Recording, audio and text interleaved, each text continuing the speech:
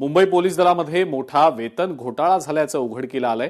या प्रकरणी आता समतानगर पोलीस ठाण्यामध्ये 6 जणांविरोधात गुन्हा दाखल झालाय। बनावट कागदपत्र तयार करून हा वेतन घोटाळा केला गेल्याचा आरोप आहे। पोलीस नसलेल्यांच्या खात्यांवर पगार पाठवले गेल्याचा धक्कादायक प्रकार उघडकीला आलाय। देखिए, पूरी मुंबई पुलिस को इसमें बदनाम करना गलत होगा। क्लैरिकल लेवल पे जिन्होंने ये कुछ किया है उनके ऊपर इंक्वायरी चालू कर दी है और जो भी इसमें दोषी होंगे उनके ऊपर कार्रवाई की जाएगी। मला अतिशय आश्चर्य वाटतं की कशा पद्धतीनं पोलीस नसताना सुद्धा त्यांना वेतन देण्यात आलं। हा प्रशासनातला प्रशासकीय ही संपूर्ण बाब आहे।